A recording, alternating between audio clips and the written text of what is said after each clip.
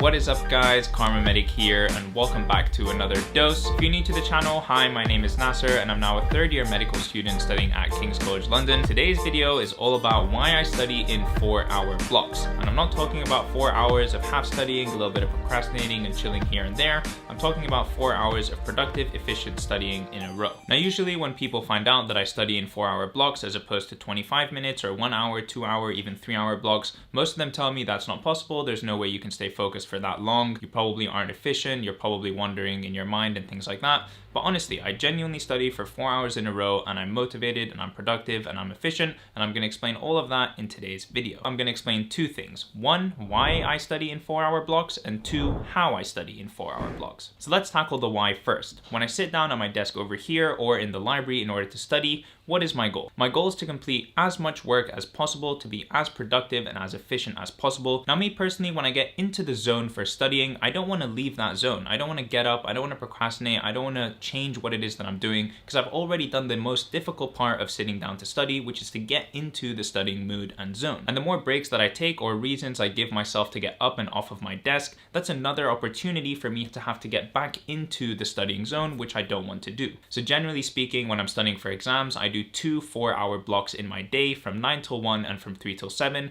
and that way I only have to enter the studying mood 2 times, once at 9 a.m. and once at 1 p.m. Now this is the main reason that I personally don't use the Pomodoro timer, because every 25 minutes it's basically giving me an excuse and encouraging me to check my phone or to chill or to get up off my desk or whatever, which is inevitably going to lead to me procrastinating and doing something for longer than just 5 minutes. One thing that I really like about my method of doing 2 4-hour blocks in my day is that I'm done pretty much all the work that I need to do by 7 p.m. Now imagine doing 8 hours of productive and useful work and also being done by 7 p.m. That leaves so much free time in order for you to do anything else that you want. That can be exercise, socializing with friends, playing video games, making YouTube videos, or basically anything. You just give yourself a lot of free time and still do lots and lots of work during the day. Now I understand obviously different studying techniques and timetables and schedules and whatever work for different people. I'm just saying, as far as maximizing efficiency, if you condense all of the work that you have to do into the beginning part of the day, that leaves a lot of hours at the end of the day for you to do whatever you want. Alright, I think I've preached long enough now about why I really like my 4-hour block method.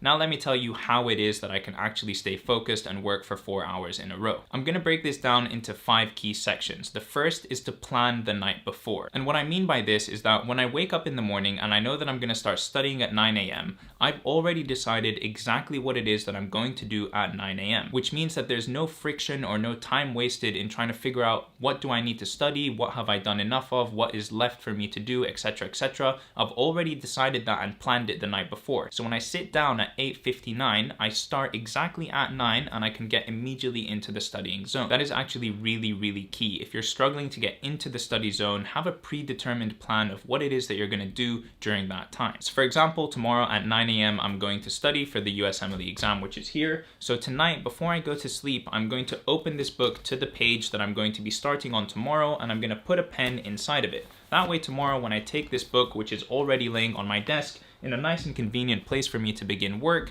I can literally flip open to the page of exactly where I'm going to start. On top of that, you can see on my desktop over here that I'm already going to go down to the video that I'm going to watch tomorrow morning. I'm going to open it and it's going to be ready, just waiting for me to sit down, hit play, and begin work. Section number 2, don't give yourself a reason to get up and away from your desk. Before I start work at 9 a.m., I've already made my cup of coffee, I've gotten a couple of snacks, and I've organized everything around me that I will possibly need in the next 4 hours so that I can minimize the amount of times that I need to get up and out of my chair. The reason that I do this is because every time you get up and out of your chair, you're giving yourself opportunity for distraction and reason for procrastination. For example, if I go to the kitchen, I'll make myself a snack or a drink, I'll knock on my sister's door and ask her what's going on, let's have a chat. Every time I leave my room and I leave that studying zone and studying environment, I'm giving myself reasons and excuses and opportunities for procrastination. Now this is going to be slightly controversial, I'm sure, but I honestly don't allow myself to get up and out of my desk until I've done an hour of studying. The thought process that I have in my mind is that if I haven't been able to sit down and do productive, solid work for an hour, do I really deserve to go take a break? Do I really deserve to go procrastinate and fill up my drink and get more snacks or take some time off? No, I need to first do a bunch of productive work before I can even think about the idea of getting up and procrastinating. And usually when I push myself to stay that extra 15 minutes, I actually end up studying for another 30 minutes or 45 minutes or whatever before getting out of my chair, because I want to finish, for example, the video that I'm doing or the section that I'm doing or the page that I'm writing. I just give myself reasons to continue studying. You know, I'm almost done with this section, I'm almost done with this video, I'm almost done with blah, blah, blah, blah, blah. And I just try my best to keep myself situated at my desk. You know what? Now that I say all of this out loud, I'm starting to sound a little bit crazy, but just stay with me here. The point of section number 2 is to only get up and off of your desk when you really need to. Section number 3 is, for the love of God, just get rid of your phone. Your phone is your worst enemy when it comes to studying time. If you hear any notification, if you hear a buzzing, if you even look at your phone, or if you even think of your phone, you're so likely to just, without even thinking, reach over and grab it and check it. I'm guilty of doing this all the damn time. And because I'm a human and I'm prone to checking my phone and getting all of these addicting notifications and numbers and messages, I have 2 ways in order to completely eliminate my phone from my studying environment. Step number 1 is to put your phone out of sight. If you can't see your phone, you're less likely to think of it, you're less likely to notice it, and you're just less likely to check it overall. Step number 2 is to put your phone out of reach. That creates a huge barrier. You have to now get up and move in order to get your phone, which I know sounds kind of stupid. You're probably like, oh, it's just 2 steps away over there on the bed. But the truth is, when you're sitting down, any extra effort or friction you give yourself in order to go check your phone, you're gonna do it less often. Wow, I've been talking a lot this video. Alright, section number 4 is about giving yourself rewards while you're studying. Genuinely, no joke, probably what gets me through studying sessions the most is the idea of rewarding myself with either something to drink or something to eat, or going out with my friends, or playing video games or whatever. Just having these rewards that I make for myself that I can only unlock once I've done a certain amount of studying. So for example, like I mentioned before, I literally don't allow myself to go get a refill of my coffee or brew a tea or anything like that until I've done at least an hour of studying. It's just now an ingrained rule in my head, like, dude, you're not gonna have coffee or more tea unless you do more work, so you better get that done first if that's what you want to do. My mentality when it comes to doing 4-hour blocks is very simple.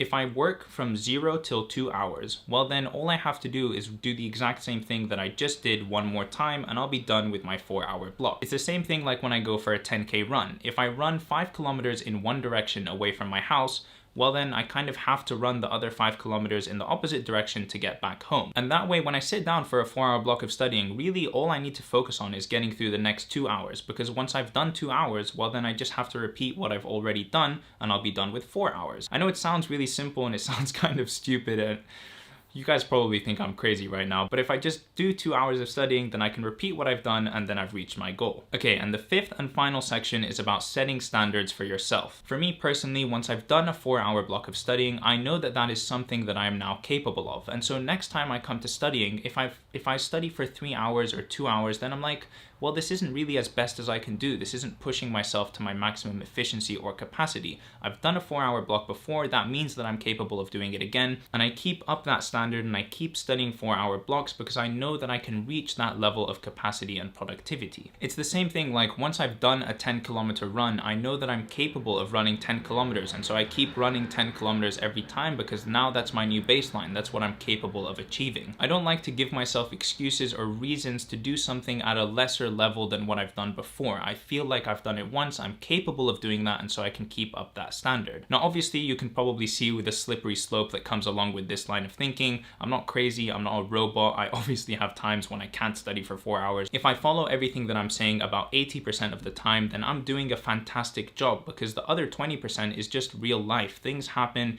things come up, you need to change and you need to be flexible. But this is my line of thinking, this is my philosophy, and this is what I try to upkeep as much as I possibly can. Okay, and that is it. I hope you guys have found this video useful. I hope you've enjoyed it, and if you did, please do leave a like on this video and subscribe to my channel to see more content from me in the future. If you have any tips for how you like to study or know something that works very well for you and would like to share it with the rest of the community, please do so in a comment down below. I love reading and replying to all of your comments. And that is it for me. I will see you guys in the next video. Peace.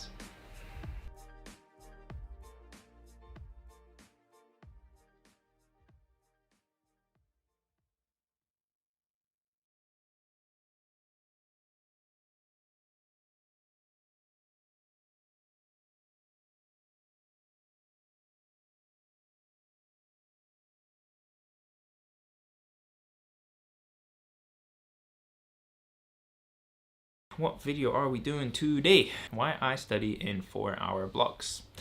Let's go.